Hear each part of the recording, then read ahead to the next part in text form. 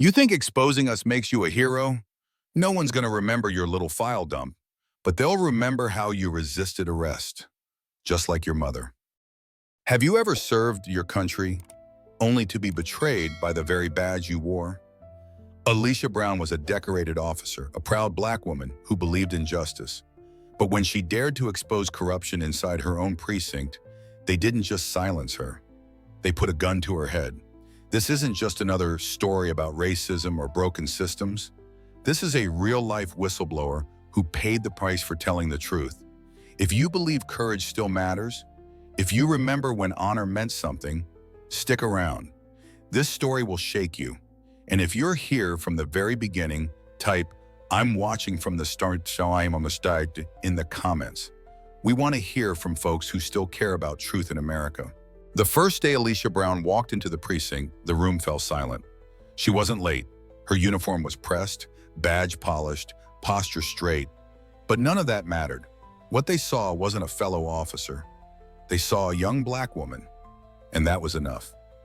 Guess the diversity quota finally kicked in, someone muttered behind a half-hearted sip of burnt coffee. No one laughed. Not because it wasn't funny, but because it wasn't a joke. It was the truth they all believed. Alicia had grown up in the south side of Chicago, raised by her grandmother after her parents died in a car crash when she was only 6. Her grandmother had taught her the value of respect, of discipline, of doing what's right, even when no one's looking. Becoming a cop wasn't just a job, it was a calling. She believed in justice, she believed in America. But on that first day, walking through the hallway of that all-white precinct, she realized this place didn't believe in her. She tried to fit in. She stayed late, volunteered for the graveyard shifts, took the rougher patrol zones without complaint. She laughed at the jokes, even when they stung, but the stares never softened, and the whispers only grew louder. One afternoon, she walked into the break room to find her photo pinned on the dartboard. Someone had drawn devil horns and scribbled "Affirmative Action Hero" across her nameplate. She didn't say a word. Later that night, she sat in her car in the station's parking lot for nearly 30 minutes, hands frozen on the steering wheel. She wasn't afraid of danger. She wasn't afraid of the streets. What scared her was being invisible among her own. Her grandmother's voice echoed in her mind. Never let them see you break. That's how they win. So Alicia showed up the next day, and the day after that. But something changed. She started recording. Every comment, every glance, every joke. Not for revenge, but for the truth. Because deep down, she knew. The real danger wasn't out there. It was sitting right beside her, wearing the same badge. It started with a strange request. Sergeant Walker, a 20-year veteran, called Alicia into his office late one Friday afternoon. The room smelled like stale cigars and old secrets. He was the kind of officer everyone respected, gruff but old school, the kind who still polished his boots and swore by the Constitution. "Alicia," he said, leaning back in his cracked leather chair, "I need a favor, something off the books." Her stomach tightened. "Sir?" "There's an issue with the evidence room cameras. They've been glitchy." He looked her square in the eye. "I need you to reset the system tonight. Just between us." It didn't sit right. Cameras don't glitch at the end of the week, especially not in the evidence room. Still, she nodded. "Yes, sir." That evening, long after the precinct had emptied out and the sun had dipped beneath the Chicago skyline, Alicia made her way to the basement level. The corridor to the evidence room was cold, too cold, and deathly quiet. The camera monitor showed static, exactly as Walker said. But then something unexpected. Footsteps. Not hers. She pressed herself into the shadow of the doorframe and watched through the half glass. A man walked in, civilian clothes, no ID badge. In his hand, a small black duffel bag. Alicia's heart pounded. Another officer followed him in. Officer Jennings, clean record, friendly on the surface. But now, he was unlocking the narcotics cabinet.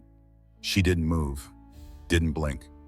She just watched as two men traded a duffel bag for a small, sealed container marked Exhibit C, cocaine to us 2 obs.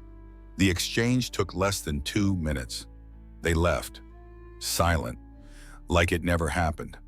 Alicia stood there long after the footsteps faded. She wasn't naive. She knew corruption existed. But seeing it, feeling it, it was different. This wasn't just bad apples. This was a system, efficient, rehearsed, protected. She made her decision before she even realized it. The next night, she installed a discreet micro camera beneath the evidence room desk. She kept the footage to herself, stored on an encrypted USB drive tucked behind her grandmother's photo at home. Weeks passed, more footage, more trades, and yet nothing in the news. No investigations, no suspensions. It was like the entire precinct wore blinders. One night, Walker passed by her in the hallway and gave her a nod. "Appreciate you keeping that little glitch quiet," he said. Then he smiled, but there was no warmth in it, just warning. She smiled back, but inside something began to boil. They thought she was silent. They thought she was scared.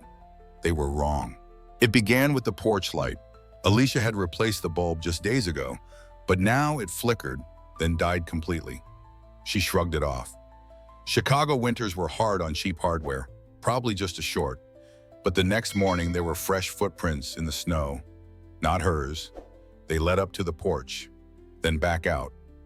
No knock, no doorbell, no delivery, just presence. She brushed it off as neighborhood kids, or a delivery gone wrong, until it happened again and again. One night, she stayed up waiting by the window with the blinds slightly open. Around 1:17 a.m., a dark sedan pulled up across the street, windows tinted, engine running. No one got out, no one went in. It stayed for 27 minutes. Then it drove off. Alicia didn't sleep that night. She started double-locking her doors. Then she installed a camera above the porch. But the next morning, the camera wire had been cut. Clean. Deliberate. The precinct, meanwhile, was business as usual. Too usual. Officer Jennings, the same man she'd seen trading evidence for a duffel bag, passed her in the hallway. "Morning, sweetheart," he said, like nothing had happened. Like they hadn't shared a secret neither of them ever spoke out loud. That afternoon, she walked out to her car. The driver's side window was cracked open. Not broken, just open. Her glove compartment, slightly ajar. She hadn't left it that way. Inside, her USB drive, the one she always kept hidden in her purse, was gone. Her chest went cold. When she got home that night, her grandmother's photo had been turned face down on the shelf. She hadn't touched it. That was the moment it became real. Not just corruption, not just betrayal. This was war, and it was quiet. The kind of war fought in whispers and shadows, in silence, where no one pulled a trigger, but the threat of it lived in every hallway, every glance, every dead porch light. She sat on her couch that night, arms wrapped around her knees, eyes scanning the walls like they might start whispering. What if no one believes me? What if they erase me before I even speak? Then she remembered her grandmother's voice again, faint but firm. If they try to silence you, that's how you know you're telling the truth. So she stood up, she checked every window, locked every door, and she began again. New cameras, new drives, she recorded voice memos, emailed files to anonymous cloud accounts, even sent one package to a friend out of state with a note. "Open only if something happens to me." They had tried to scare her. What they didn't know was fear was something Alicia had lived with her whole life. This time, she wasn't backing down. Alicia's phone buzzed at 6:03 a.m., a time no one decent ever calls unless something's wrong. The voice on the other end wasn't familiar. Flat, male, authoritative. "Miss Brown, you may want to check the news this morning." Click. No name, no callback number. She turned on the TV. There it was, her face on the local news. The headline read, "Officer Alicia Brown's sealed juvenile record exposed, armed robbery at age 17." She dropped her coffee mug. The porcelain shattered, echoing through her silent kitchen. No one was supposed to know about that. She'd been 17, caught in the wrong place with the wrong people. Her boyfriend at the time had held up a liquor store. Alicia was outside in the car. She hadn't even known what was going on until the police pulled them over 2 blocks later. She didn't run. She didn't lie. She just sat there, crying, hands shaking. Her record had been sealed, expunged after she turned 21. She had done everything right. Community college, police academy, background checks. interviews. No one ever brought it up. Until now. Until it became convenient to destroy her. The talking heads on the news debated her credibility. Was she a hero or just another troubled youth pretending to be a savior? Was this all just revenge against the system that gave her a chance? Her phone rang nonstop, journalists, friends, enemies, strangers. But what hurt the most was the silence from the precinct. No one defended her, no one stood by her. She sat on her couch again, staring at the flickering TV, barely hearing the words. A decorated officer with a dark past raises questions about her motives and reliability. The world wasn't asking about the corruption she had exposed. They were asking whether she even had the right to speak. That night, Alicia didn't cry. She opened her laptop and typed a message she'd never planned to write. To a journalist named Linda Reyes, known for covering whistleblowers in wrongly convicted cases. Subject line, "They want to shut me up. Here's the truth." She attached the video files, the voice memos, a full written confession of her past. Every ugly, painful truth she had tried to forget. Then she recorded one last thing, a video. The lighting was soft, her eyes were tired but clear, her voice steady. "When I was 17, I made a mistake. I didn't steal anything, but I didn't speak up either. That silence cost me everything. I promised myself I'd never be silent again. Today, I broke that promise once more, not by choice, but by fear. And now they're using that fear to silence me. If you're watching this, it means they failed. My name is Alicia Brown. I am not perfect, but I will not be quiet." She clicked send. 3 days later, Linda Reyes released a feature story, "The Badge and the Burden: How One Officer's Past Became Her Shield." The response was overwhelming.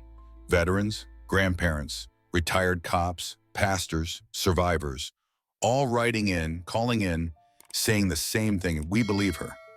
Some sent flowers, others sent their own sealed records, letters of regret, photos of the ones they'd lost to injustice.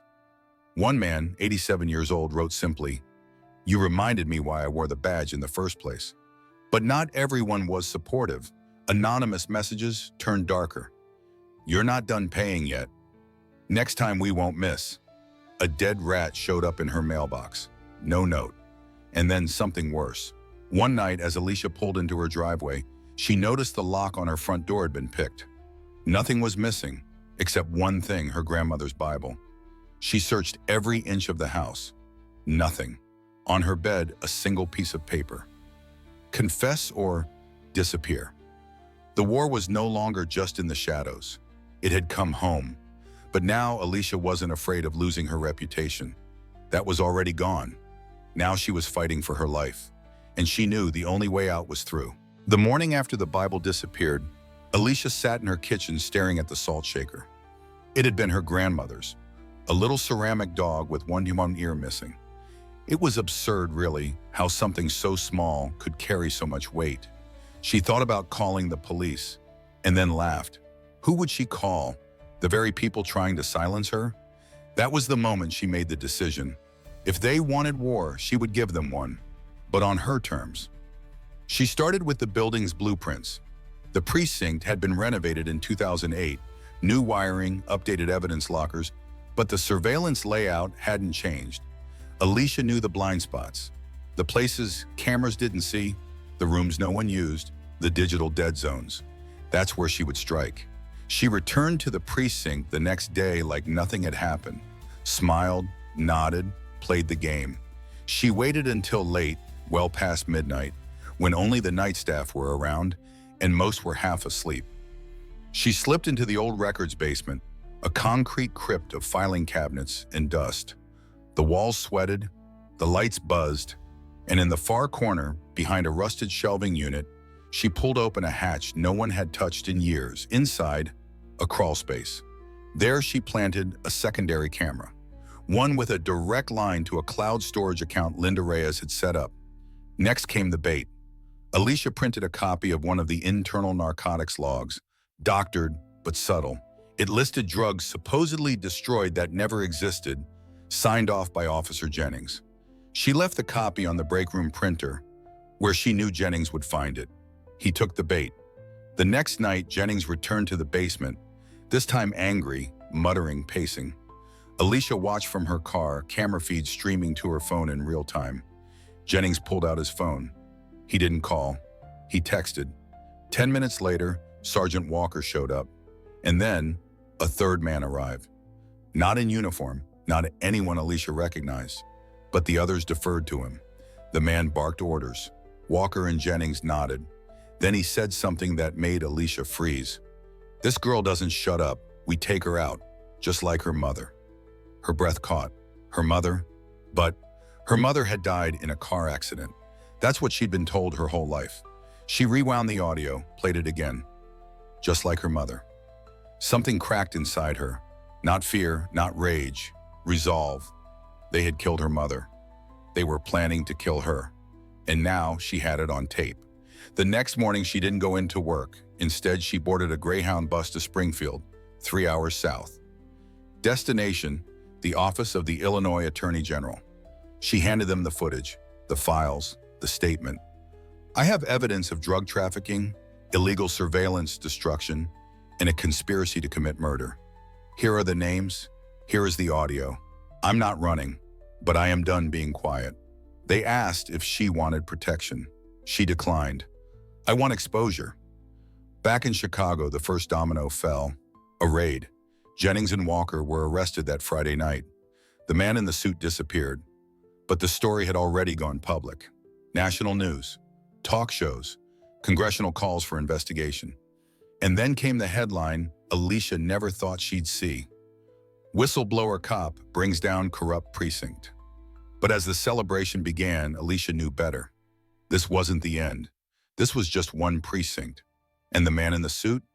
Still out there. She sat in her apartment that night, light on, curtains open, and waited. Because now they would come for her in the daylight.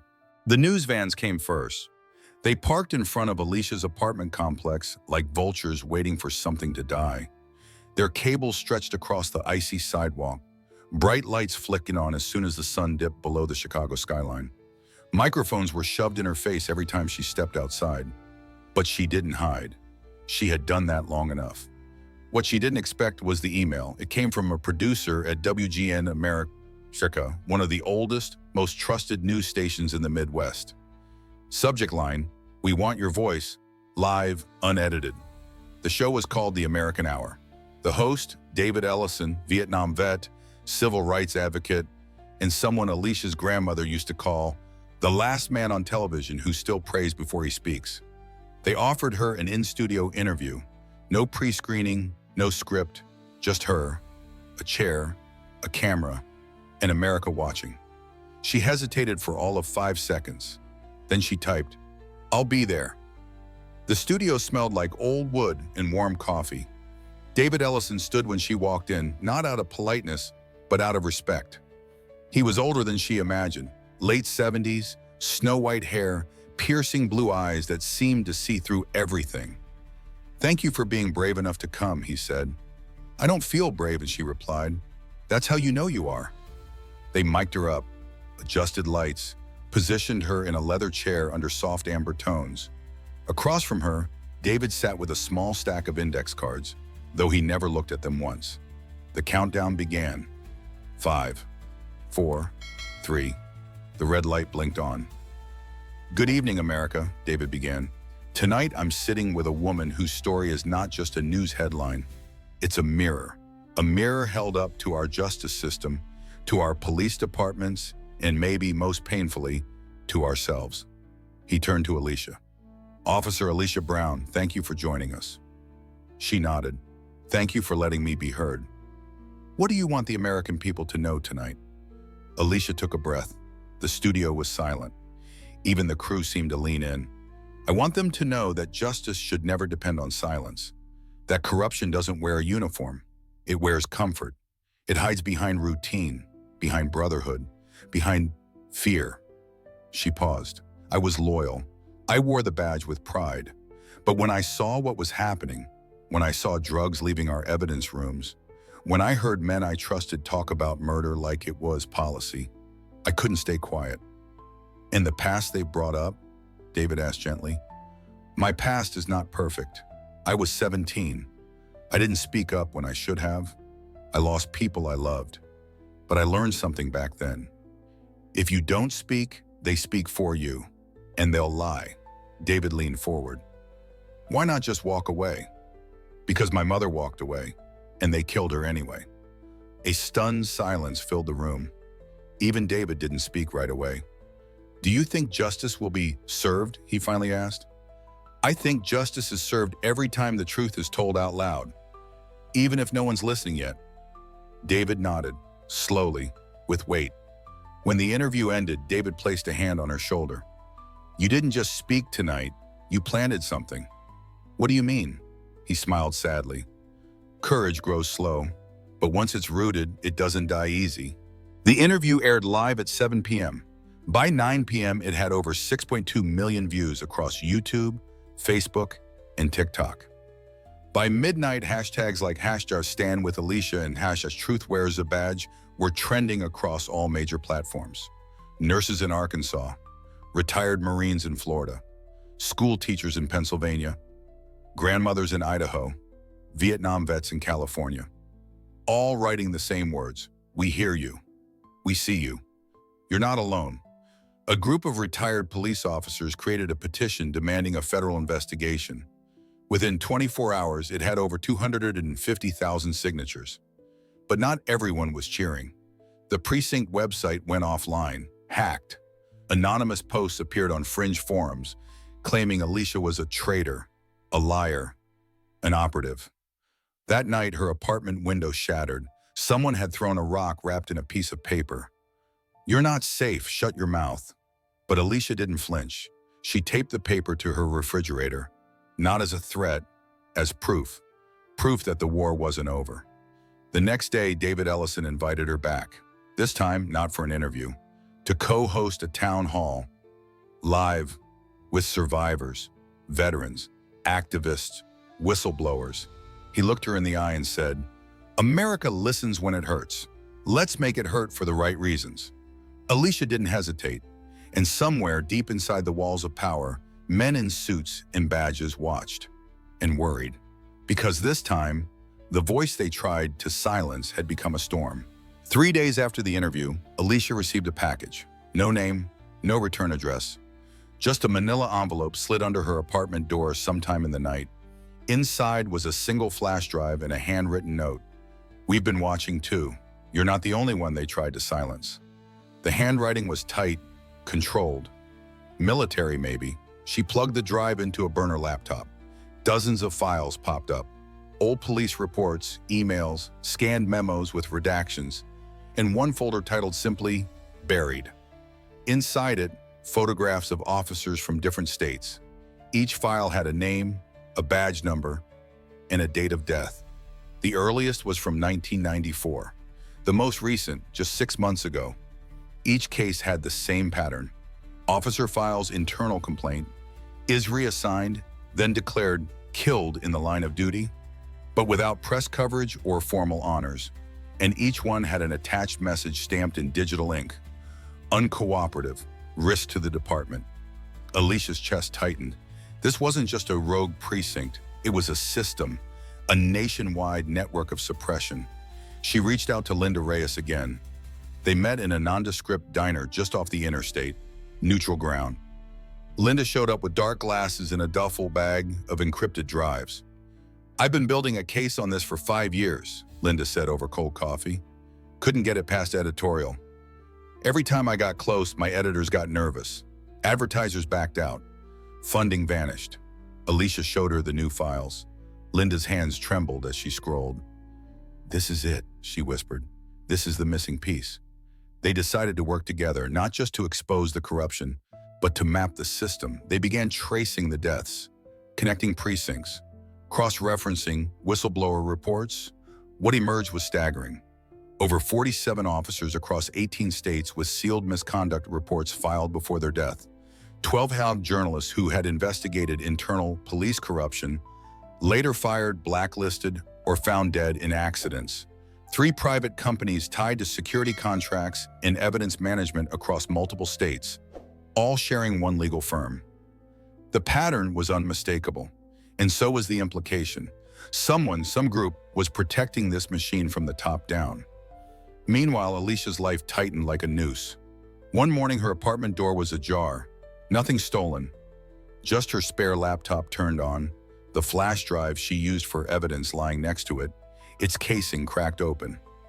Another time, her tires were slashed, but only the rear ones. She filed a report. The officer who took it laughed. "Maybe it's karma," he said. She didn't bother filing again. Instead, she moved in with a friend from her academy days, Monica, now a nurse who worked nights and had 2 kids. They turned the guest room into a makeshift command center.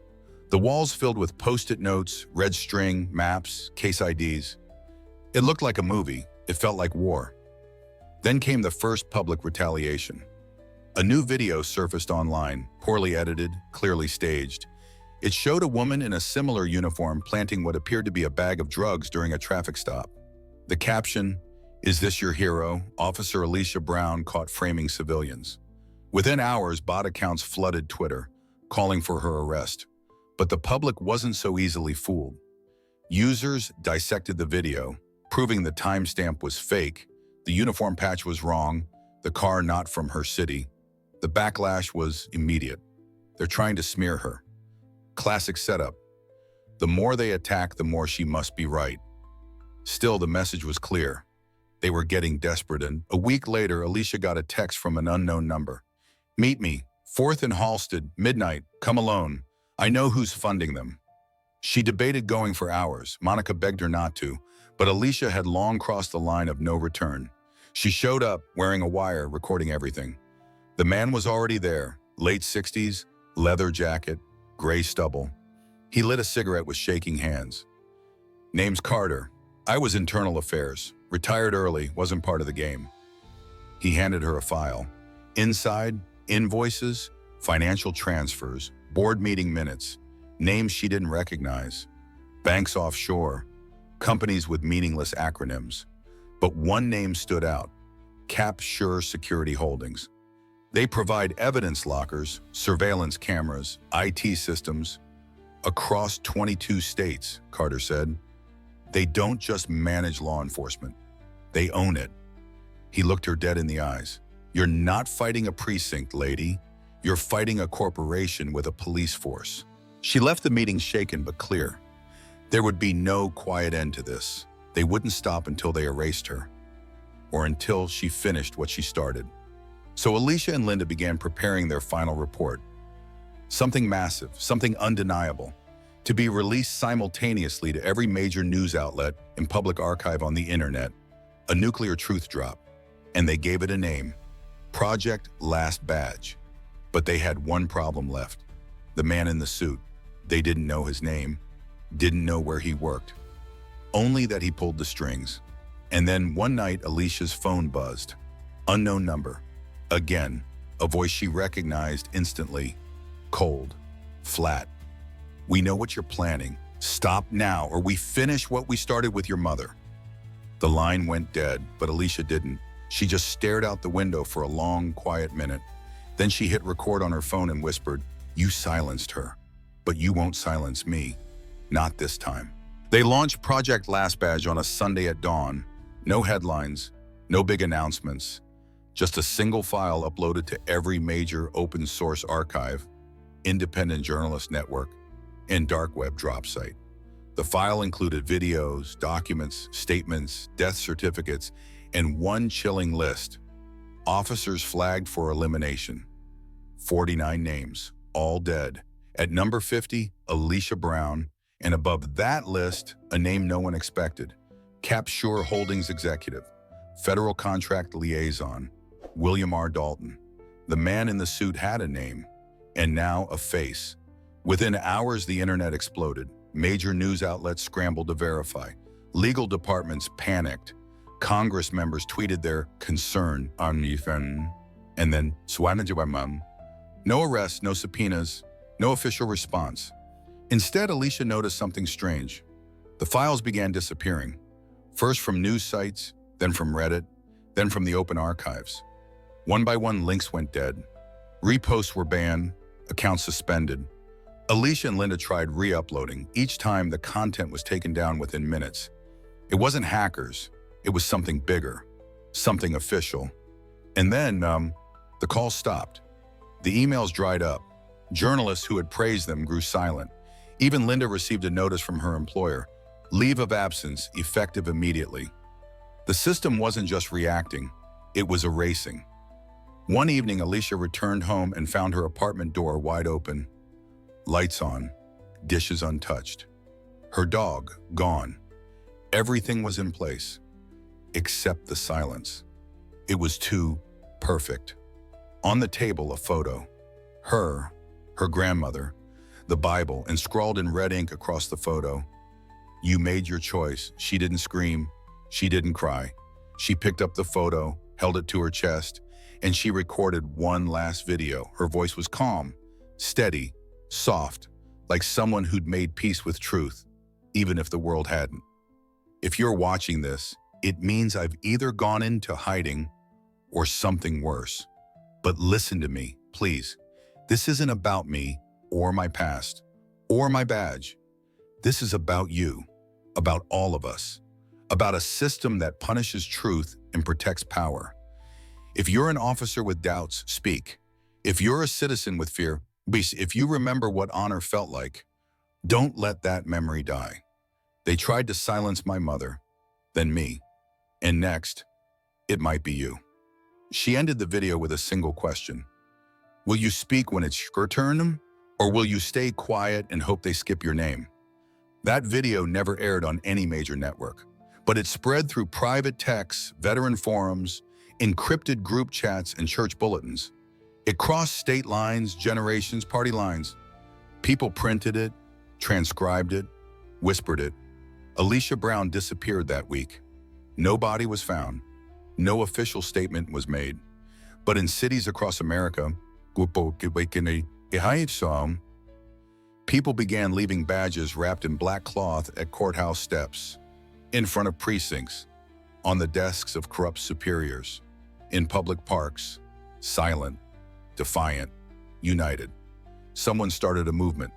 Just last badge, for those who spoke, for those who paid, for those who refused to forget. And somewhere in a basement, in a small Midwest town, a group of retired officers watched her video again. One of them whispered, "This ain't the end, it's the warning." If Alicia's story moved you even a little, don't scroll past. Leave a comment below saying, "I still believe." Share this video with someone who wore a badge, someone who raised one, or someone who still believes in truth. This isn't fiction, it's a mirror, and it's asking all of us the same thing. What will you do when they come for your truth?